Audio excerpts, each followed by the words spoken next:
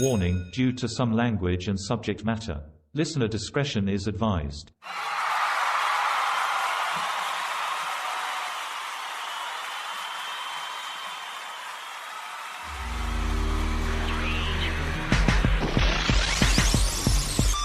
Coming together in 1993 at the famed Los Angeles music venue, The Good Life. 6 different members, 2 different crews, Rebels of Rhythm and Unity Committee, merging together to form the hip-hop juggernaut, Jurassic 5.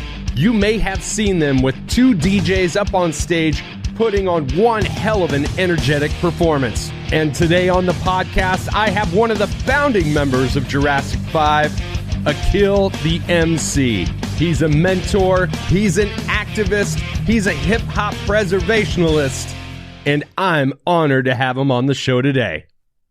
Ladies and gentlemen, this is Caught on the Mic.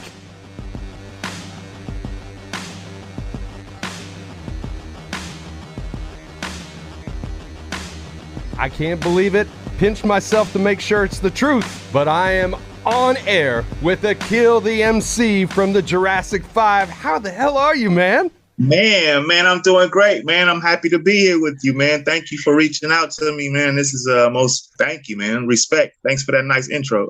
Yeah, man. You know what? Thank you for all the art that you've made over the years, because I know that's impacted a lot of people in positive ways, and that's one of the things I've always admired about J5 and yourself, and thank you. Man, thank you. I appreciate that. I hear that a lot of people, and I kind of like tend to like, man, for real? Like, you don't know what you're doing in the time that you're doing it or whatnot, or even how it is impacting people. So I'm very appreciative when people do say it, but I'm still like in awe, like, for real? Like, yeah, man, you got me through college, or you got me through this or that. And I'm like, that's pretty dope and stuff. So, yeah. I was sitting in bed last night and I'm watching videos on YouTube, and I was kind of talking to you about this before we pressed record, and I'm just grinning from ear to ear, and my wife is looking at me like, what are you smiling about, you dumb shit? And I'm like, dude, I'm watching J5. This is amazing. Like, this is dope. It's dope, man. It is. So my show's all about people telling their stories and telling their life journey. And, hopefully the listener can take a little bit of something away from it and apply it to their lives. So let's tell the genesis of Akil the MC. And, it's your spotlight, my friend. Man, I'm scared now. No. But born and raised in Los Angeles. I was born in '70. So, I'm a funk baby, by just by natural and stuff. I'm born to 2 parents. My dad was a DJ, always played music and, sports guy or whatnot. And my mom, she was an artist and dancer. So, and they were young, had me, when my mom had me when she was 16 or whatnot and stuff. So, I've always been around music and artistry and just the things that were happening at the time, being that they were young parents or whatnot and stuff. So music has always been one of those things and stuff. Some of my earliest memories is seeing Michael Jackson, pop lock, or do the robot, exactly. You know what I'm saying? On some talk show or whatnot and stuff. But as a kid and stuff, I used to try to mimic that and stuff, and then watching Soul Train and stuff, and seeing a lot of the dancing on their lockers and stuff. So I had my hand at trying to lock and stuff. And then like I said, my dad was always playing records, and I'm tracing the record covers and listening to Earth, Wind and Fire and Stevie Wonder and Marvin Gaye and Crusaders and all of these great records, these Shaka Khans and all that and stuff, and so even within that whole time, I'm playing sports as well. Well, I hadn't started playing sports actually until '79 and stuff, and that was Parliament Funkadelic time, growing up off of funk. So I'm a funk baby, like I said, from James Brown funk to now Parliament funk, and and my daddy's a funketeer, so but then I'm still pop locking, at this time and stuff. And So you hear a song, like the Double Dutch Bus, right? Yeah. And so then I hear this record, Sugar Hill Gang, you know what I'm saying? The, Rapper's Delight. And so it just reminded me of Double Dutch Bus. So I didn't never recognize that it was a hip hop song. And even hearing, Sequence and all of the Sugar Hill stuff that was records that was coming out or whatnot and stuff, and Curtis Blow and, Grandmaster Flash and them and stuff. And I still never recognized that this thing that I'm listening to is hip hop. But I like it because it reminds me of the Double Dutch Bus stuff, you know what I'm saying? But what made me recognize that, oh, this is hip hop is when in '83 when Run DMC came out and stuff. And so how they dressed made all the difference in like, yo, what is this? I want to be involved in this, like, because the attire and how they dressed wasn't like Sugar Hill Gang or Grandmaster Flash and them. They almost dressed basically like the R&B artists of that time and stuff, right. Which is Rick James and stuff, so they just reminded me of that, I didn't never recognize like, hey, this is actually hip hop culture or whatnot and stuff, so once Run DMC kind of defined that, like, I'm like, yo, I want to be in this culture right here and stuff, like this is what I want to be involved in and stuff. So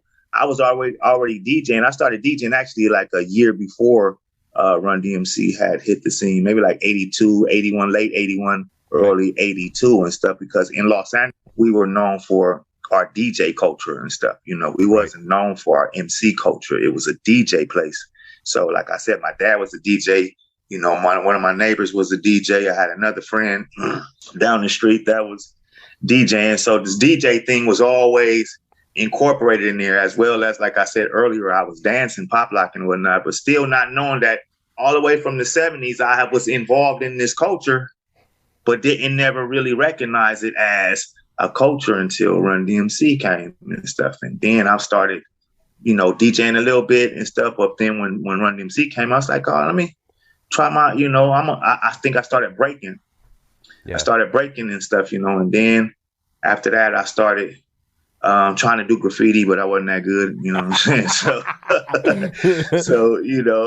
but it was still along the lines of still doing all of these things that's involved in this culture and stuff. And then I started rapping, and that's what, really got me, going or whatnot. But I'm still breaking all along at the same time. So in junior high, this is what's happening at this particular time and stuff. And then getting into high school, but I'm still playing sports. I play football. Football is like one of my number one sports and whatnot and stuff, So, as growing up in the ghetto and stuff, a lot of kids and stuff, sports was their way that they was going to get up out of the ghetto, right. But once hip hop came and then drugs came, that changed the trajectory of how people were going to escape the ghetto. Drugs made you actually stay there because you still had to sell the drugs there. I didn't, I tried to, but it just didn't work for me. That wasn't my thing. So I stayed doing hip hop or whatnot. And so up until my 11th grade year, I broke my ankle, and I still played football after that, but it wasn't the same. Right. And so hip hop really took on more of a precedence in my life. And like, okay, what are you going to do? Next year's your 12th grade year. Like, what are you actually going to do? And I'm a little guy, but I always had heart, and I'm finna make it. But then once that happened and stuff, like I said, it changed the whole trajectory of where I was going with it or whatnot and stuff, and what I was going to do. And I actually thought about even going into the military and stuff until Public Enemy came out and stuff. Yes. And that changed my whole mentality as well and stuff, So the awakening of self and knowing who I am, and, just as a quote unquote Black man in America, and, just dealing with the ills of the day and whatnot. And like, okay, now what are you going to be, and who are you? What are you about? Who are you, and how do you fit? Yeah. Within this whole cycle and stuff. And so hip hop is where I fit Yeah. So I expressed myself through that. And then after high school and stuff, we just got more serious because like, yo, now what you gonna do? I got a job and stuff. And then a couple of years later, I got a son, and then I had another son, you know what I'm saying? And in 95, I had another son. So in between that 94 and 95 period, or actually that 93 period, we were, my group from high school, Rebels of Rhythm, part of my group went to college, and then part of us stayed. So this was like a pivotal point in what we were going to do in life. Like, man, we're going to do this. And then the other one's like, man, we got to leave LA because if we don't, somebody's going to kill us or we're going to kill them and stuff, So they made that move. And we was like, okay, we're going to bite the bullet and make this sacrifice and create this thing so that, build this house that we've been trying to build for the longest or whatnot. So we get into start doing shows around the city and stuff and trying to record songs and trying to do this thing and stuff. And, slowly but surely, it was 5 of us left. And then one of my group members and stuff moved and got married. Yeah. And so he moved a little far away where we couldn't really get together as much no more. We still was crew and stuff. And so they left us with 4. So then one of them was the DJ and stuff. And one of he kind of like wanted to do his own thing and, or he kind of wanted the group to be called, Trevi Trev and the Rebels of Rhythm. And I was like, man, like, what's up with this and stuff, So he kind of like drifted, but Trev went on to work at Loud Records and is responsible for Wu-Tang Clan. Oh, man. That is fantastic. So, and then one of the members in Jurassic 5, Soup, he ended up working with him at Loud and a couple other places before then and stuff, and then my friend, the DJ Trev, he kind of shot him like, yo, call this number and try to get in contact with these people, which was Mobb Deep, right? So he kind of was responsible for Mobb Deep getting signed at Loud Records and stuff. So we're close to a lot of people that's, doing the thing that we want to do, but we're not actually in there. But this is motivation for us to keep going and stuff. So we used to go to this spot called The Good Life in LA, cafe or whatnot. And so we seen Charlie and them perform one time, Unity Committee, which is Mark Seven, Cut Chemist, and Charlie Tuna and stuff. He's like, yo, they pretty tight because, a lot of people were trying to bite Freestyle Fellowship and do their style at The Good Life. But we had our own style. We didn't want to be like nobody else. We understood that, in order for you to be something in this, you got to have your own, your own style and stuff, which we thought was like, prior to that was like, we heard Run DMC said, man, you just got to have your own style. And I was like, how am I have my own style? Like, like it was like it's like trivia and stuff until we got there and we realized you have to be something different than everybody else in order to stand out. So Charlie and them stood out to us and we was like, yo, y'all tight and stuff. So then maybe like a couple of weeks later, they seen us perform.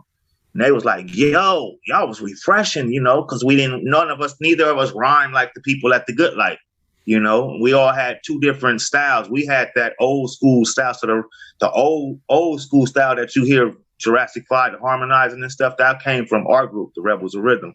Nice. Right. And then that go back and forth, like, 2 bars here, stuff like that. That came from Mark and Charlie and stuff, which was more like a Run DMC style. So we were both old school anyway, but just different eras of old school that put us together, that formed basically Jurassic 5. So we end up doing a song. So Cut Chemist came to us one day and he was like, yo, man, I want you to, if you think y'all mind doing the song on this beat, I got this old school beat. Like, I think y'all would sound dope on it and stuff. You know what I'm saying? So it was like, yeah, because we had talked about doing a song together and stuff, for a while and stuff. And let me take you back a little bit. So one of my other group members that was left out of the 3 of us, like, remember I told you it was like 5, or it was just 3 of us and stuff. So one of my group members, he ended up just start coming to the streets, not really the streets, but just, got to make money, we, kind of like early 20s and stuff, so he ended up doing something and ended up going to jail. Right. So now it's just two of us, right? So this week it was just me and Soup and stuff, you know what I'm saying? So then this is how we met Charlie and them. But we met Charlie and them actually with the three of us and stuff. And then he ended up going to jail. So it became two.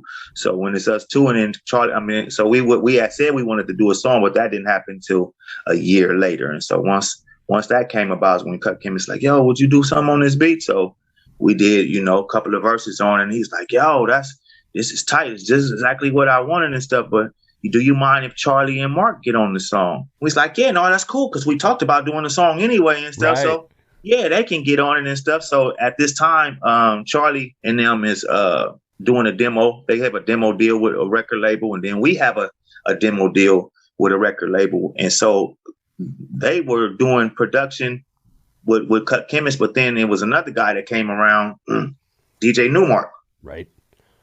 Right. So we were doing these shows in the city called Rat Race. And Rat Race was like the rap groups, up and coming rap groups that was there. But they had a live band, and they had a live band with a DJ. And they would play the songs. You play your songs and then you perform. So it was all like the little underground hot groups and stuff. So we end up having a show. It was us, a group called Sin, which is Medusa. I don't know if you know Medusa. And a Unity Committee. So we're all on this show. So we have to go to this rehearsal. So we're at this rehearsal across the street from this famous chicken and waffles place called Roscoe's and stuff in LA. Yeah. So we end up meeting the DJ that was for the band, that DJ for the band, which happened to be DJ Newmark and stuff. So Charlie and them had already knew Newmark, but this is our first time meeting. So the story with Jurassic 5 always gets told that we met at the Good Life, and that's not true. We met at the rehearsal, the whole of the group. We met Unity Committee and Rebels of Rhythm met at the Good Life, but the whole of Jurassic 5, which is 3 entities. So it always gets told like it's two entities, right? But the other entity is DJ Newmark and stuff. Yeah. So long story short, none of us got a deal. They were Newmark was producing for Charlie, some songs for Charlie and them on their demo. Neither of us got a deal. So we're all trying to search to get a deal and trying to be in this record industry or whatnot. And so Cut Chemist one day, he's like, man, he showed us this record. And he's like, man, I like this guy right here. He's from the Bay Area and stuff. You know what I'm saying?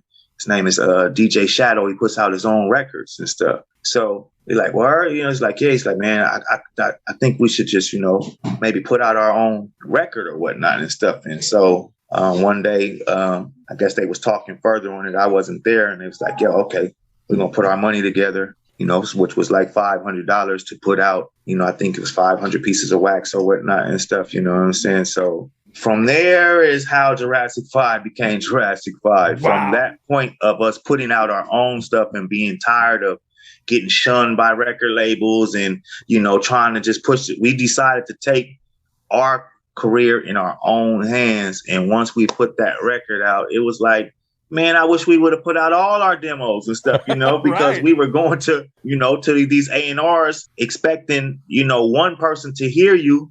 But I know how it is even being an artist and then someone say, hey, can you listen to my music? And sometimes you just don't be in the mood to listen to their music, to really hear them. So I'm like, yeah, you know, can you, I'll put on that music that person gave to me.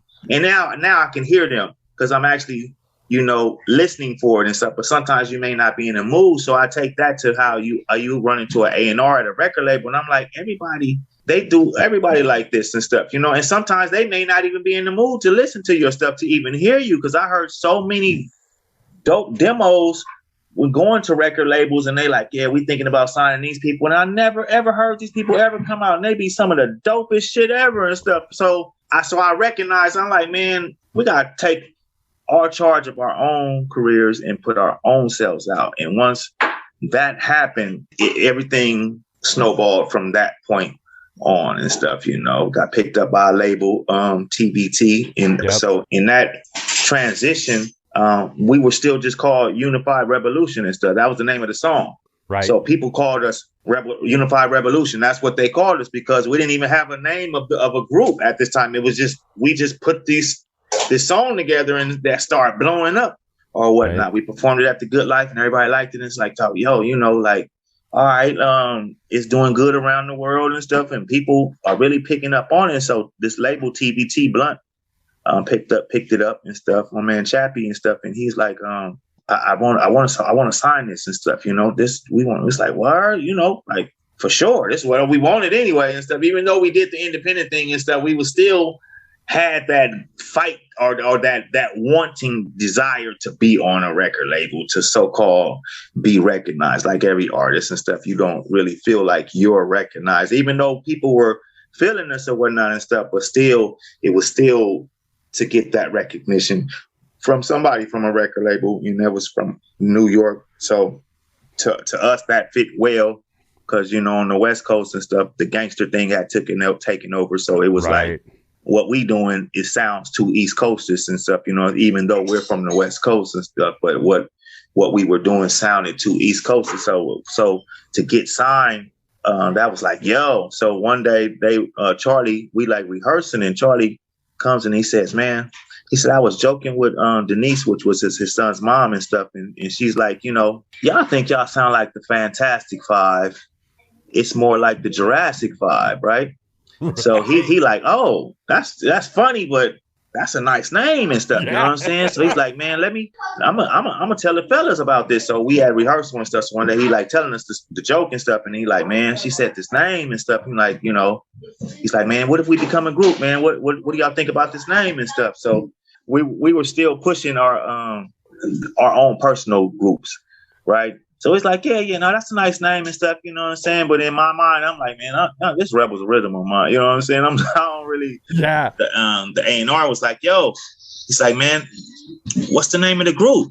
And he's like, Jurassic 5 and stuff. So from there on, that's how we became who we are. And in the joke, she was basically saying like, y'all think, because y'all on some old school or like dinosauric type old school flavor. And I'm like, oh, wow. Like, yeah, that actually fits. And it fit everything who we were, because we were, bringing the DNA of the old school flavor into today's time and stuff. You know what I'm saying? So we were trying to not to be like everyone else. So we just said, we'll just pick from an older era that's basically like myth, like a dinosaur myth or something, so. I'm glad you bring that up, because, going back to earlier in the conversation, like our different types of influences that you had, like the P-Funk influence and, some of the late 70s funk and soul and the Soul Train stuff and Michael Jackson. You talked about Run DMC kind of hitting you around 83, 84. I think Tougher Than Leather came out in 1987, and that was my jam. Like,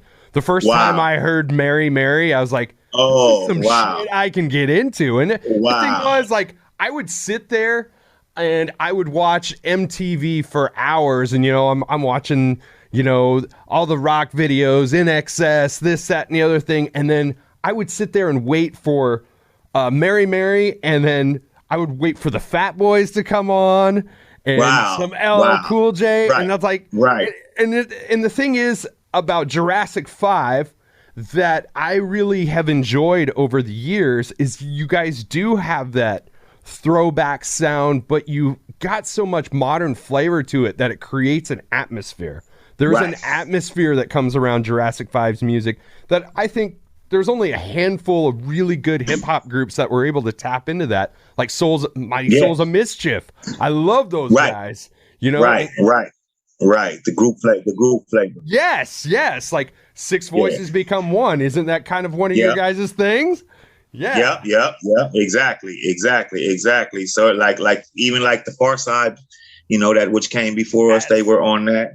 You know what I'm saying? Freestyle Fellowship, and then the Alcoholics and stuff had that flavor and stuff. It wasn't a lot of them, but it was still that aesthetic. We all around the same ages and stuff, so we grew up knowing this style of hip hop and stuff, which later on, people that are maybe a little bit younger and stuff, they didn't get it, but then they got it because it was always a hit and always relevant. They just didn't hear it or know about it, but it still took bits and pieces of all these different elements and stuff that, made this one thing or whatnot and stuff. Yeah. So. And did I hear correctly? Did you have a buddy or somebody that was trying to nudge you into doing gangster rap around the time you formed Jurassic 5?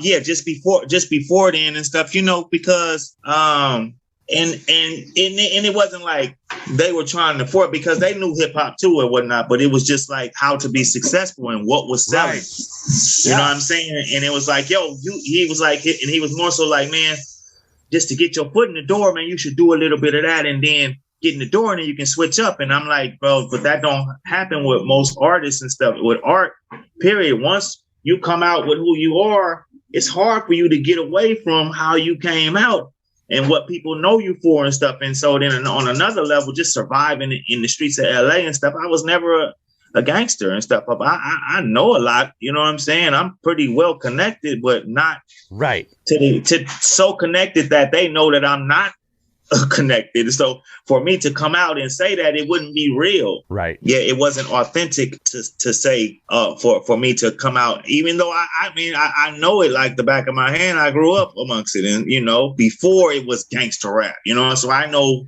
the real stories and can tell them, you know, I can tell a good story, and you know, and then even had some raps, but more so my raps were based on the end, what could happen. So maybe even if I had the language or whatnot, you know, or, you know, the scenario and stuff, you know, at the end, you was going to know that this was a positive song, or this not, or just the, not even necessarily a positive song, but just know like there are consequences and stuff to your actions or whatnot and stuff. So they knew that I can hit it and do it. But, you know, for me, it was the risk. It's the risk of being pegged into that type of artist, as well as being, you know, misunderstood to be that and stuff. And also I know the repercussions of that, you know what I mean? So yeah, so I didn't do it and stuff. And maybe like about after having a conversation, like a couple of weeks later, and that's when Wu-Tang came out. Right. And so Wu-Tang was already out kind of a bit and stuff. But then they came with that song Cream and stuff, you know what I'm saying? So Cream was more like get money. So in every ghetto everywhere, it's about getting money, right? Because you live in poverty-stricken conditions. So this was a song that was identifiable regardless of where you at, and the beat was tight, and you know, it was just the theme and everything was perfect or whatnot and stuff. But I was telling my friends, like, yo, see, that's the type of stuff, you know, like I'm more on that. And do you see the success, how they're blowing up from this? So I don't have to do the gangster rap just to blow up and get money. We can actually still stay in our lane and stuff, which took, you know, a lot longer and stuff. And I'm not rich right now, but you know what I'm saying? But still just rich in my soul, and as well as, you know, being able to travel the world and do everything that they were able to do. You know, and, you know, so without the risk, you know. When you're comparing and contrasting what was kind of coming out of the West Coast in the early 90s, the gangster rap that was coming out of the West Coast, and then when Wu-Tang hit, it was almost like a cause and effect. Like the West Coast gangster rap was the cause, and then the Wu-Tang's message was the effect. So they told the narrative after the effect and how that it impacted people, and that's how their narrative was a little bit different. And that's something that I've always loved. And I really admire the fact that you stayed your path and your group was able to kind of forge your own identity outside of that, because it would have been low-hanging fruit. It would have been easy for you to say, yeah, we can tell these stories all day long and be like multi-platinum and no time flat. It wasn't challenging for me. Right. It was too easy to do. And like I said, and the consequences of it made me definitely stay away from it. I had too many friends that are dead and locked up, you know what I mean? So it just reminded me of those people that I missed, you know. So for me to do that type of music was like, you know, it's somber and stuff, you know. It's like, you know, I don't want to think about this. We did the music to escape that. This is the reason why we did the music, to escape the ills of our community and as therapy or whatnot. So for me to bring that in rap, and, you know, as well as I existed before gangster rap. So, you know, and I was rapping before gangster rap. So a lot of people were like, man, what made you not get into that and stuff, man? It wasn't appealing. And I knew real gang members that did real hip hop. A gang member taught me how to break. Right. Yeah. So I understood, you know, the early aesthetics of hip hop and stuff. Gang members loved Run DMC, Fat Boys, LL Cool J, Houdini. That was, that was their soundtrack, not gangster rap. You know what I'm saying? Yeah. That so the real people that I knew didn't even like gangster rap. Right. Yeah. It wasn't authentic enough. It wasn't. It was like, man, they like real hip hop. So a lot of real important gang members and stuff love Jurassic 5 because they didn't do gangster rap and stuff, and they reminded them of the time when, this was a fresh thing. Yeah. When it was pure. Yeah. You signed with TVT. What happens next? So after TVT, they didn't want to give us a deal. So it was back to fuck a record label. You know what I'm saying? That's what. So we end up linking up with another LA artist, T Love and stuff. She had a record distribution deal with a company called New Groove, and so she had, I think, a 3-record distribution deal. So she was going to do one or 2 albums and stuff, and then she had Jurassic 5, whatnot, which became our EP. In 97 and stuff. So this is how that came about and stuff. So she can hurry up and finish her distribution deal. She had, quicker and stuff. You know what I'm saying? So that actually blew up and stuff. Because it got us famous for certain songs and stuff. So one of the songs was really liked overseas was Concrete Schoolyard and stuff. So in the UK they really loved us and stuff. So we ended up doing a tour over there with them and stuff. And so it was a record label over there called Play It Again Sam and stuff. So Play It Again Sam liked the EP so much that they wanted to make it an album.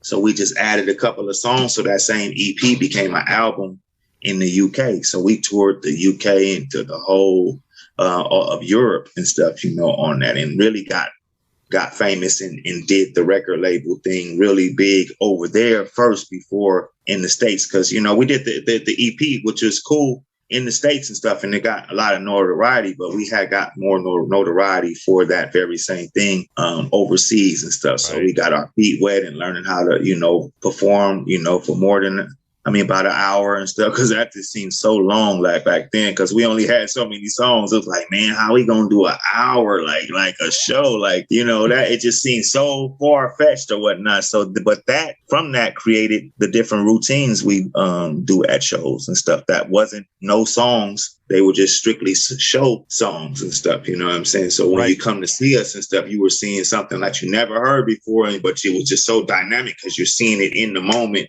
And that's what, made us stand out for, who we are. Like, we never really had no super radio hits or nothing like that and stuff, but we had shows that were like, as if we had big super radio hits and stuff. Yeah. But this is what we were known for, from the shows or whatnot and stuff. And so from there with that album, we was left with a choice to stay with the label overseas, which we probably should have stayed and stuff, but we end up going to Interscope because of what you were saying earlier and stuff. You said Ozo Motley and stuff. So Charlie ended up in between that time. Charlie ended up signing with Interscope Records, which was distributing Ozo Motley. So he signed with Ozo Motley before Jurassic 5 got a major record deal. Gotcha. So that made us have to.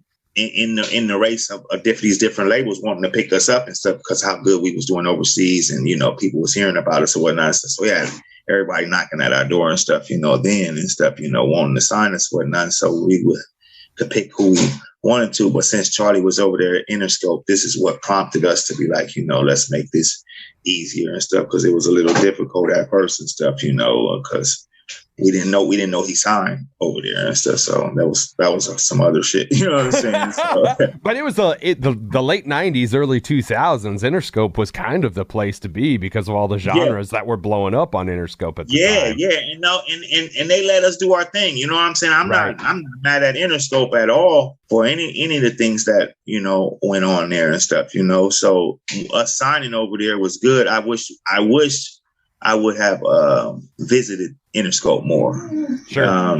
If I can go back and do something, then I would be up there every day and stuff, just because of the relationships and stuff, and then the opportunities that you you can get and stuff. You know, I kind of just didn't want to step over my group's toes. But the times that I did go up there, you know, I gained a lot of information and just, you know, just knew people because of my face up there and stuff. You know, we kind of like just let our manager just kind of running business up there and, you know, which was a good thing. But then, you know, in hindsight, like, we should have been more up there and stuff, you know, and just been in their faces and stuff. You know what I'm saying? You can get more done. We just didn't realize it and stuff. Cause sometimes you be anti-record labels and just the whole situation and whatnot and stuff, you know what I'm saying? And, you know, figuring like, you know, I don't know what I need them for type, right. You know, and really, and, you know, in hindsight, I'm like, that was stupid, you know, that was not really, you know, but as hip hoppers, sometimes we kind of like be,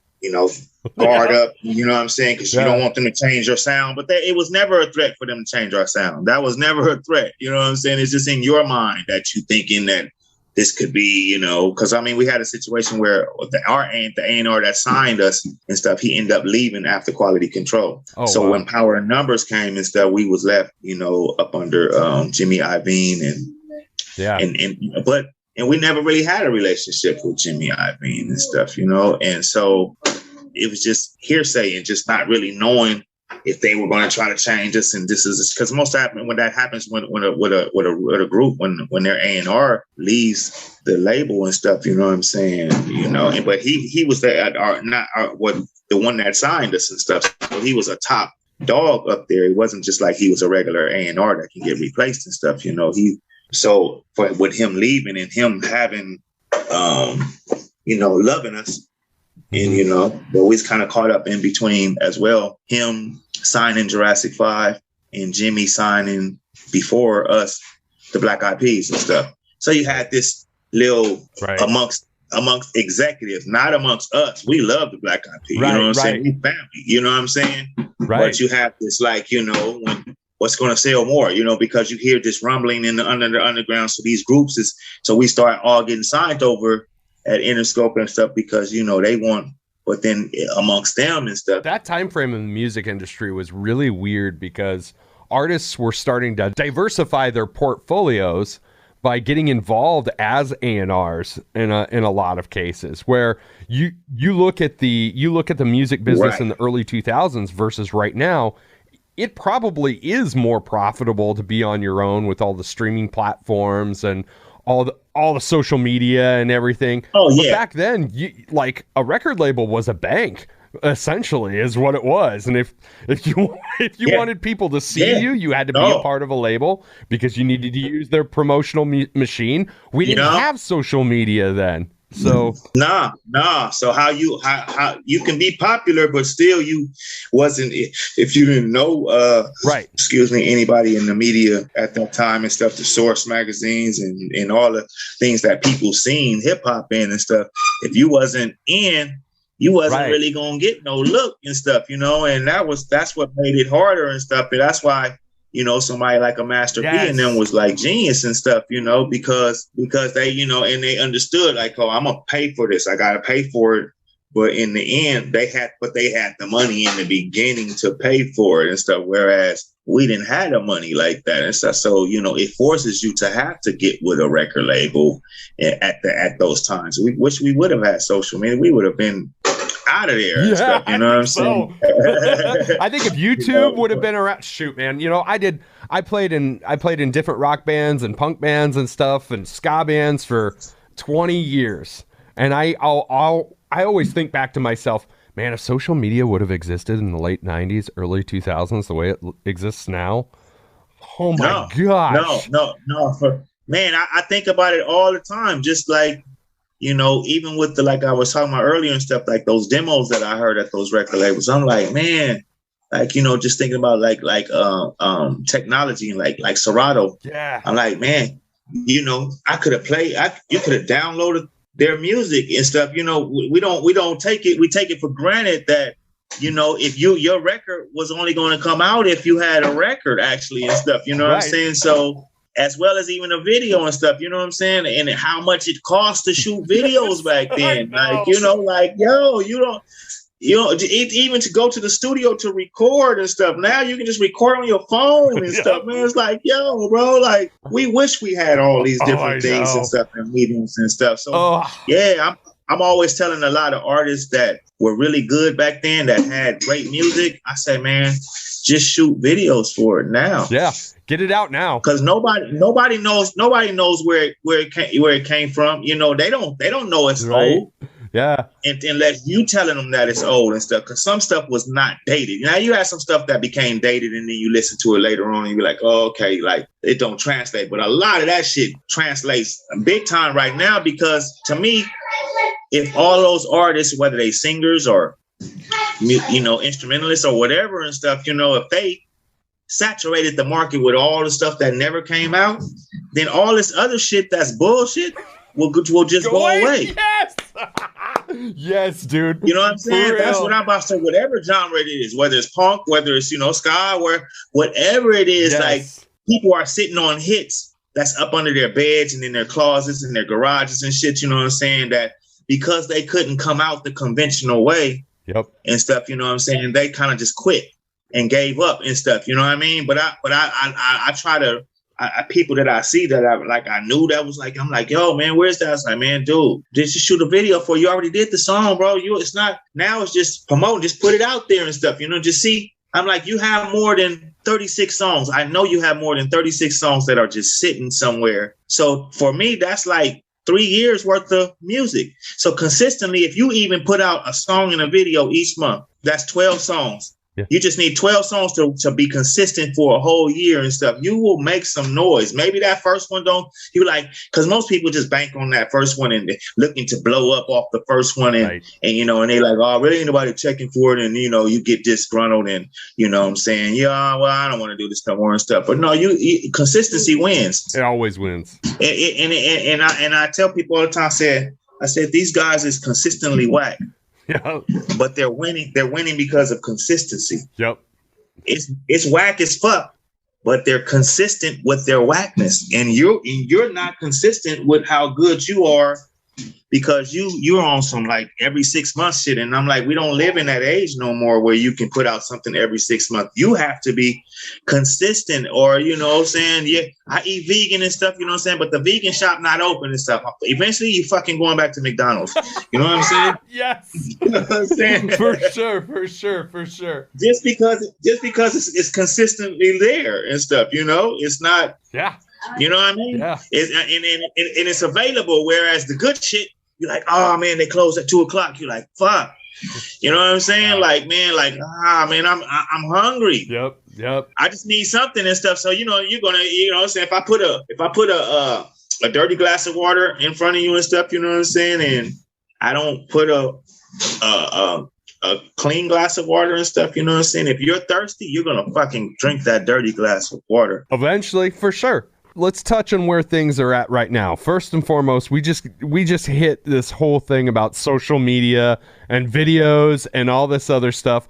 And I'm going to let you tell the story, but I'm going to preface it with, and I want to caution my listeners that if you go down this rabbit hole, if you go down the conspiracy theory rabbit hole, you're going to end up thinking that the world ended in 2012. Real talk. But you have a famous conspiracy theory about you, and I'm going to let you share it. In 2000, what was that, 16?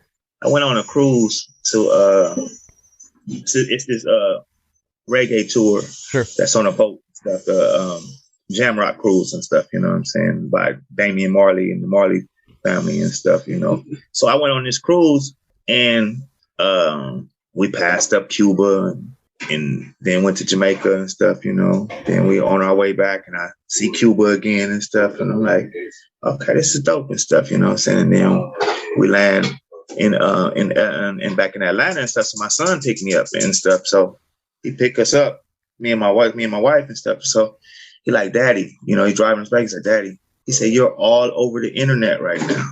I said, for real?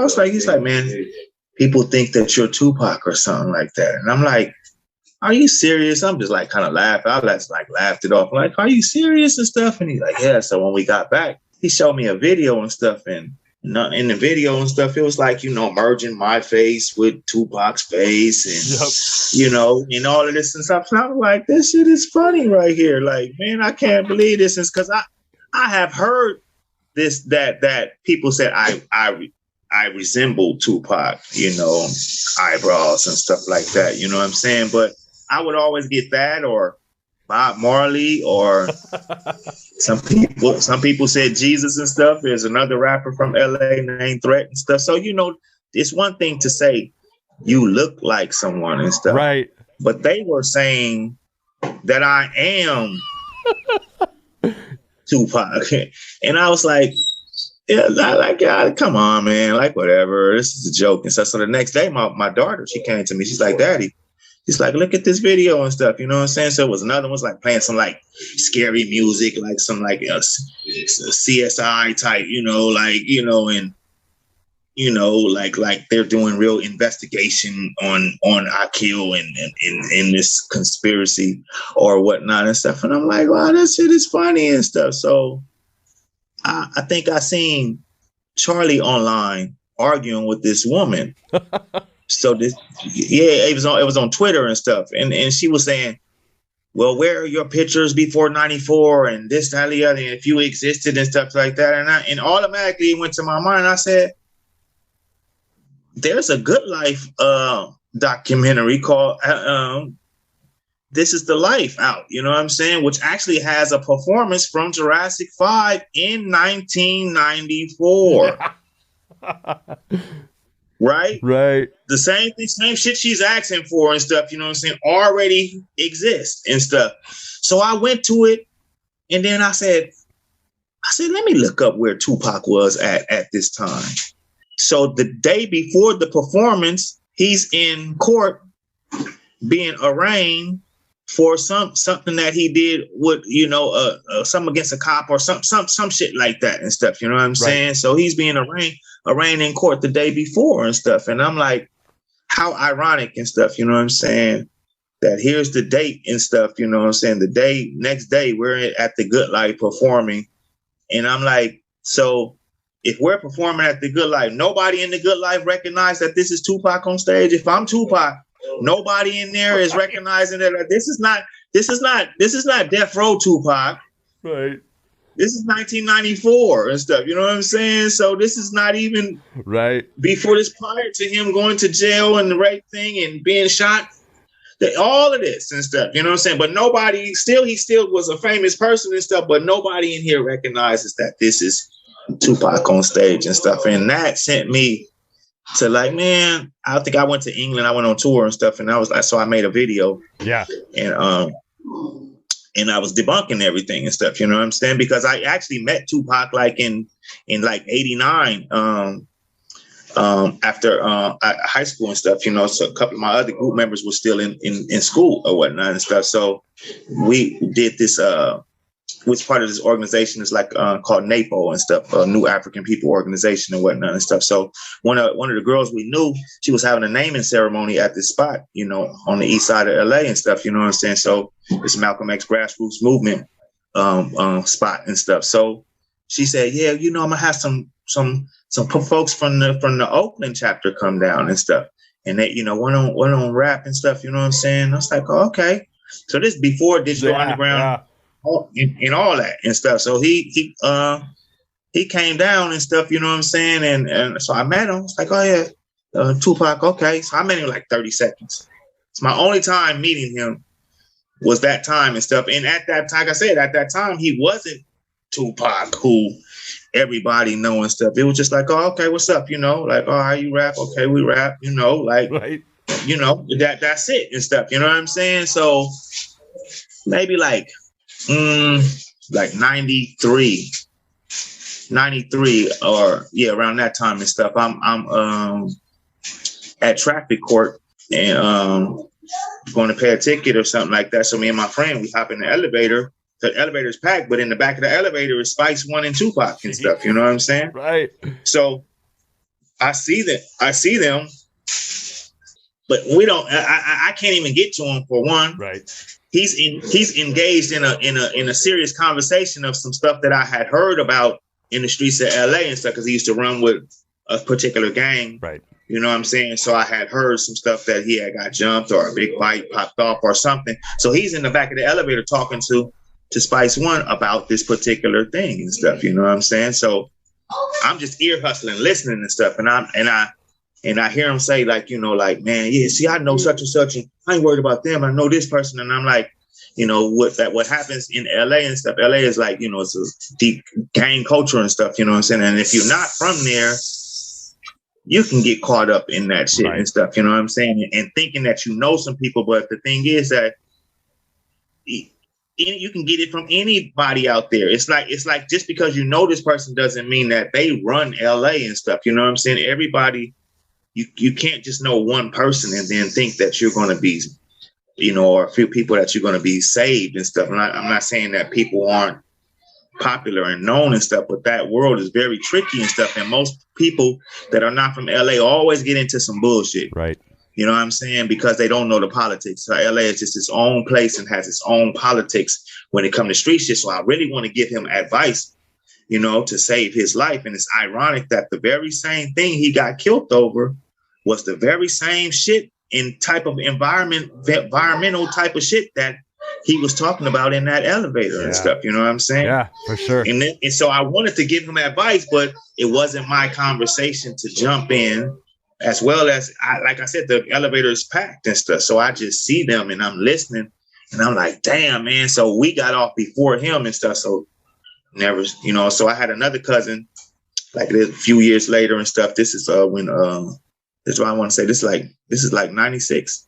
Yeah, 96. So I think 96, 95, 96, 96. And so when he got out, again, you know, since Snoop was on trial for that Murder Was the Case trial and stuff. So my cousin just had a trial and stuff. So his court adjourned. And then when his court adjourned, right across was Snoop in them court. So then they court adjourned and stuff. So we're in the hallway and stuff. So I see Snoop, I see Suge, I see Tupac. They just all walk by. I don't talk to them. Right. So I'm saying this on the video that I put out. Right. And they're like, oh, you said you've seen and talked to him 3 times and you met him and I'm trying to say I met him 1 time. In total, I've seen him 3 times. But to see somebody, I seen such and such pass by in the car, that don't mean I talked to him. Right. You know what I'm saying? Seeing somebody and actually talking to somebody, conversing with, I never conversed with him, but I have a lot of 6 degrees separation of people that know him. Yeah. That I know, and we know each other, but I never ever once had a conversation other than that conversation with me meeting him in '89 and stuff, you know? So, you know, I tried to explain this to the people and stuff, you know what I'm saying? And all of that, people believe it's like what you said and stuff. If you follow the rabbit hole, you will think that in 2012 the world ended and stuff, you know? Yeah, exactly. So what happened was when Jurassic 5 broke up in 2006 going into 2007 is when YouTube became popular. Mm-hmm. So we broke up when YouTube hit the world. Yeah. So from 2006-7 up into 2013, when we came back together and stuff, we're absent. Yeah. On the net, on this new medium and stuff, you know what I'm saying? So when we come back, it seems like we just popped up out of nowhere. Sure. Yeah. Which is adding to their conspiratorial minds, and Tupac's supposed to come back at this time and this, that, you know what I'm saying? And all of this dumb shit, you know what I'm saying? Like that. They try to connect because what they try to do is try to put together the pieces of the 90s through YouTube by watching videos and stuff. And that's this new generation and stuff. They don't even understand that there was a Source magazine, that there was XXL, that there were, you know, all of these mediums and how we got media and how people found out about things. We found out about fights and stuff like that months later and stuff because it got written about. We didn't have no social media to where right now we got social media. We can, you're going to, it was a fight last night. You're going to hear about it today. You know what I'm saying? Like you're going to hear about everything. But back then and stuff, you know what I'm saying? That was just the mediums and stuff, so they don't understand. And so you have a lot of youngsters that think that they can put together the 90s, by looking at YouTube videos and stuff. And I'm like, you can't tell me what it smelled like. Right. A videotape will not tell you what it smelled like. You can't feel that energy and what it was like. Right. You don't know anything like that and stuff. So you have like people that were 5 years old in 96 telling you Tupac's my favorite. I know Tupac when I seen him and stuff. And I'm like, you were 5 fucking years old. What the fuck are you talking about? No kidding. How are you relating to a 25-year-old man as a 5-year-old and stuff? You know what I'm saying? Even with that, we have parental discretion. Exactly. See, so how was you listening to Tupac? Right. If you didn't hear nothing songs that was on the radio other than that, you know what I'm saying? How was you had his album? Where did you buy it at? That's neglect if your parents bought you his album and stuff. You know what I'm saying? Yeah. So like, miss me with that type of stuff. But they just go down the rabbit hole with the whole thing. And, that's tattoo removal, and you know what I'm saying? Yeah. And then it don't hurt. It don't help when you got Charlie Tuna that looks like Gaddafi. Right. You know what I'm saying? So, you know what I mean? So, but I get the brunt of it all because Tupac is more popular. So they think the whole group, Jurassic 5, is people that died and stuff. You know what I'm saying? And back here is Biggie Smalls, and Mark 7 is Eazy-E. And I'm like, y'all, you gotta be kidding me. The thing that most people don't understand is that, I've brought this up on my podcast before, that if you're in a musical hotspot, like you were at in LA, or like the place that I used to play at a lot was the Ranch Bowl in Omaha, Nebraska. I always associate that with being in the movie Forrest Gump. Because you brush shoulders with so many famous people and you don't even know it. It's right because the music community is such a small world at the end of the day, where if you're just a fan, you're like, oh man, all these people are so untouchable. And it's like, no, they're really touchable. They're real human beings, touchable. Right. Very touchable and stuff, Yeah, exactly. Like these stories that you're trying to tell, like I'm saying, it's like youngsters and stuff, or it's people that's not from LA. They're not of our age group and stuff, you know what I'm saying? And if they are of our age group, they're just people that's trying to chase clout and stuff, because now I'm like a hot topic and stuff. So people just snatch on and grab on to it and stuff, and it came from this woman that claims to be Tupac's cousin, which, she never gave any proof that she's Tupac's cousin, but and so from everything that's being regurgitated, right, they're regurgitating the same information. It's all coming from one source, right? And they think that, and so like I'm saying, then it starts they're chasing clout. So it's like, because I'm a hot topic and stuff. Like I was saying, like I had a YouTube channel since 2008, right? And I just within like last week and a half, I just reached 10,000 subscribers. And this is the point, the threshold where you can start trying to make some money on there. But since 2008, so I'm talking about 14 years, right. Here it is. Somebody that's supposed to be Tupac only has 10,000, not even 10,000 subscribers and stuff. You know what I'm saying? Somebody will take a video from me that I did, like the video I'm explaining that I wasn't Tupac and stuff, cut it up, edit up, make me say that I'm Tupac and stuff. You know what I'm saying? And we'll have 50,000 subscribers, 100,000 subscribers and stuff. You know what I'm saying? Yeah. And I'm like, how is this not? If you think that I am that person, then why wouldn't I have this many? Right? Yeah. It's crazy. So whatnot. It's weird. It's just weird. The whole dynamic of it is just like, wow, man.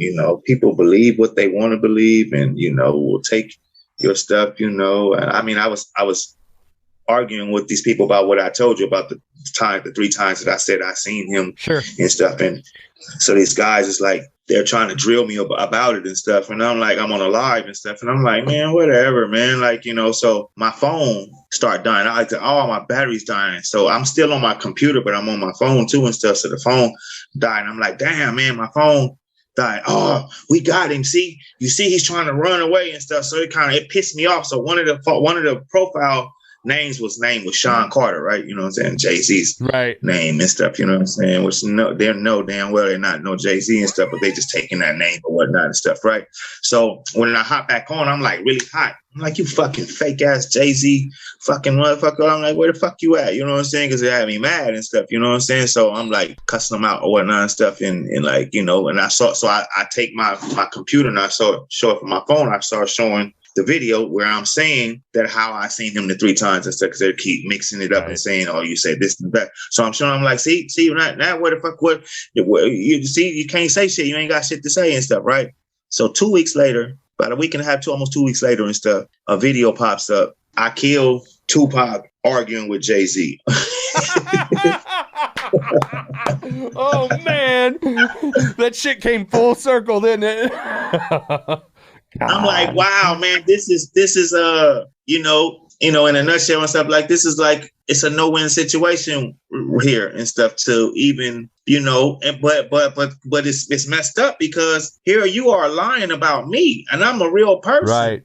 Yeah. So how can you tell me how not to defend myself if you're putting out a lie? Because some people will say, oh man, if it was me, I wouldn't even say nothing if it wasn't true and stuff. And I'm like, you fucking lie. I know you know what I'm saying? Because if somebody's telling you that you're not you, you know what I'm saying? And they're emphatically putting things up that's saying that you're not you and stuff, you know what I'm saying? Eventually you're going to defend you and stuff. And even if you do, and stuff, who are you to tell me how to defend my name and stuff? You know what I'm saying? And you know, who are you to even say this and stuff? But on the other side, like on that same side and stuff, you have some people, but they be like, oh man, you should just take advantage of it and stuff. And I'm like, how do you take advantage of death threats? Because I've received death threats and stuff, you know, a lot.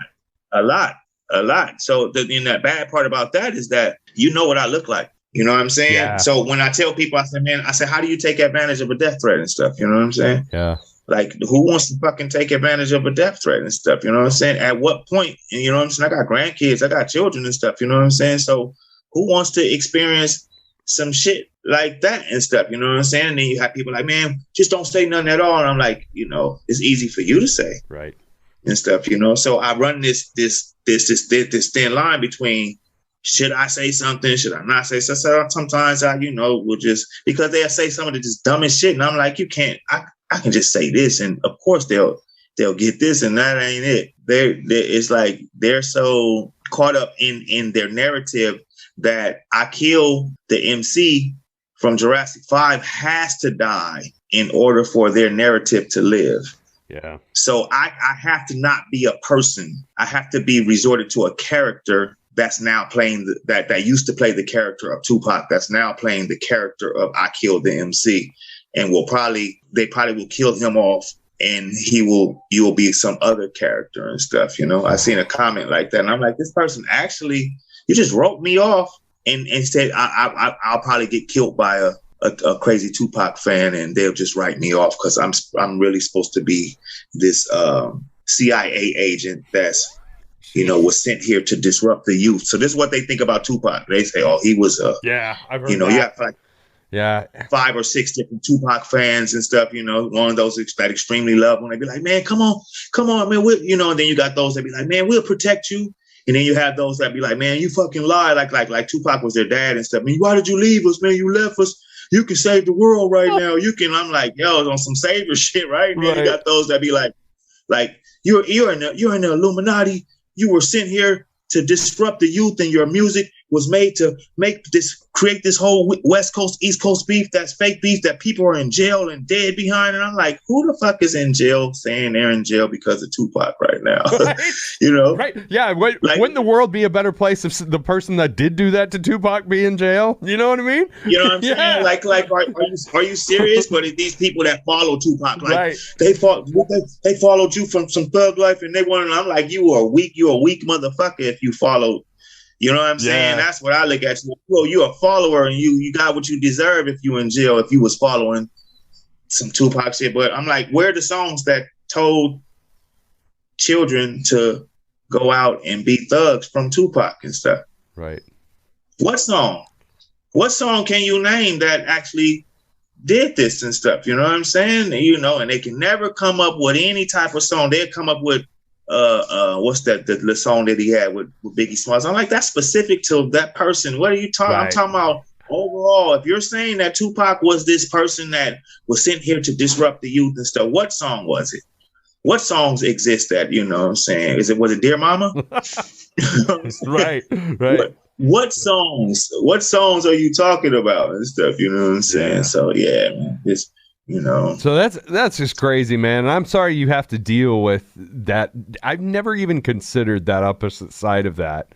The fact that there could be death threats and that there could be a crazed Tupac fan out there, because we're living in a damn crazy world right now. And I know you're all about the good vibes and being an optimist, and I'm all about the good vibes and being an optimist. But sometimes it's really hard to be an optimist in the world that we're facing, especially right at this very moment. No, real talk. No, real talk. Because you got the QAnon stuff, right. You know what I'm saying, where that people believed, you know what I'm saying? So this is along that same lines and stuff, like I said, because you had these different types. So you have another type that's like, they're the religious fanatic, and they're like, you're going to hell. Right.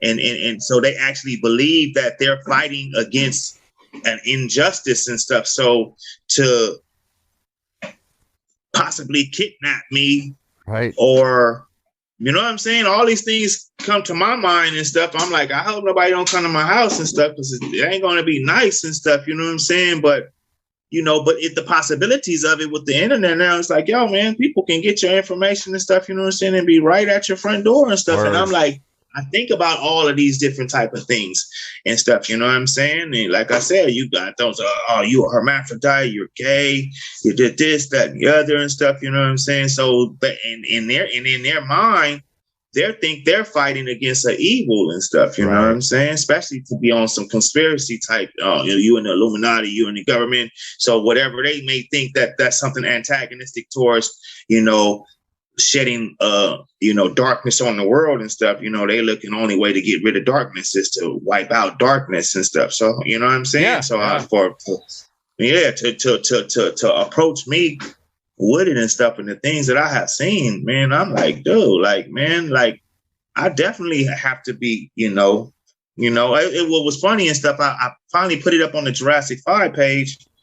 And you have some fans, I don't even know if they consider them as fans. I don't know what the hell they was and stuff, but they was like, oh, you paranoid? That's just how the internet is, and this, that, and the other. And I was like, wow, man, I took this to y'all so that if you see it, you can combat this and stuff. Because I'm like, down. Yeah, exactly. I'm like, so just so that if you see it out there, at least I know Jurassic 5, but so y'all didn't even know that this didn't even existed. So I brought it to their attention and stuff, and it was like people were just turning against me as if oh man, that's just the internet and this is. But I'm like, I have experienced things in real life. There's someone wrote on the wall out here where I live at, I killed MC is Tupac and stuff. I don't know who did this. This is not the internet now. Right. This is real life. Right. You know what I'm saying? But you're trying to reduce something as if it's just an internet thing, and I'm trying to tell you, like, no, it's not just an internet thing and stuff. You know what I'm saying? Yeah. This is real life. It is real life. You know what I'm saying? I have experienced a couple of real life things and stuff with people and stuff. Luckily, it haven't been nothing, violent or try. You know what I'm saying? But who is to say and stuff? You know what I'm saying? So man, I just pray for protection and Yeah, and you know what, man? I'll be your defender. Right. Thank you. I'm here for you, brother. I'm glad you have something like this that actually get out there and stuff. And absolutely, and that's what we see it. That's what we want to do. Just combat it. You know what I'm saying? When you see it, just so because it's too many people out there that and it makes you seem like it's a whole bunch of people. But it, like I said, I only had like 10.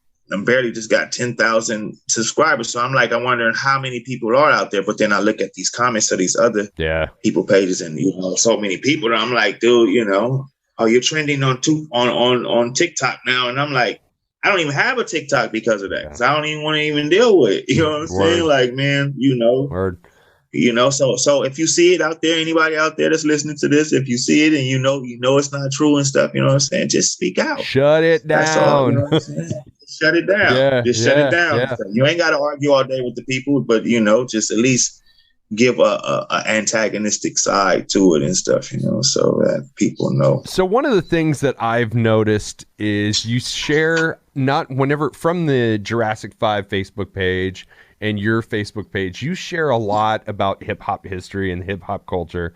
And that's something I can really appreciate, because you're not just putting your groups over or putting yourself over, but you're putting the culture over also. And obviously, I've talked about it multiple times in our conversation here that, I was a rock guy, but I'm sure you can tell I'm a head at heart, man. Right. And definitely. I love it. And so that was one of the things that really inspired me to reach out to you in particular, because thank you. I really appreciated that content that you're sharing. I appreciate you as an artist. I'm a Jurassic 5 fan. I'm an Akil the MC fan. What are some... Wow, thank you. Yes, sir. Yes, sir. What are some words that you have for our listeners for making the world a better place with what we're dealing with today? Know who you are and how you fit. Word. Know who you are and how you fit. And if you don't know who you are, then somebody else can make you be who they want you to be. And, I think, knowledge of self and knowing your place and where you're at, it can help, because many people, get turned out. Yeah. And you think you want to be something that you're not and stuff. And there's too many people out there that think like this, especially in social media and stuff, because you have people that wasn't famous in regular real life and stuff, you know what I'm saying, that got on social media and now everybody knows them and they're so famous and stuff. And then you have those people that, that in real life they were really popular and stuff, and then they get on social media and they're nobodies and stuff. So now they're right.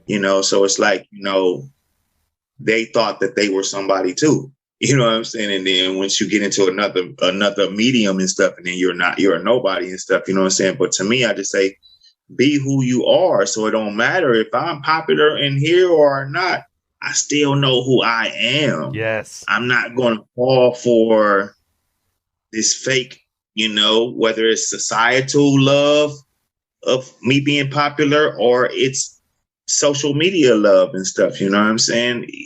I'm still gonna be the same, yes, regardless and stuff. So that's what I try to push, to that people just be who you are and stuff. You know what I'm saying? You don't need to fake the funk and stuff. You know what I'm saying? Because when you pass away, you're going by yourself. Yes, sir. Everybody got to look in their own mirror and stuff and look at their own self, and you know what I'm saying. So. Nobody else not going to be there with you and stuff. So, be happy within your own skin and who you are and stuff, you know what I'm saying? And if you don't know who you are, start moving towards that to, let me ask these questions to myself and, who am I and stuff, and how do I fit? Because sometimes you don't fit. Right. Yes. So. Yes. Well, sir, I got to tell you, and to wrap this up, I think the world's a better place with you in it. And, Man, Thank you, man. I tell you what, if you're ever in my neighborhood, there's always a seat at my table for you. Yeah, I think. After this is all said and done, let's stay in touch. Let's do this again. No doubt, no doubt, man. I really enjoyed having this conversation with you, man, and I'm hoping it's okay. But I'm proud to call you a friend. Man, no doubt, man. I'm the same, man, Mike, man. Yeah, thank you, bro. I appreciate it. Thank you for reaching out, man. Hey, everybody, that was a great honor. Getting to talk to Akil the MC.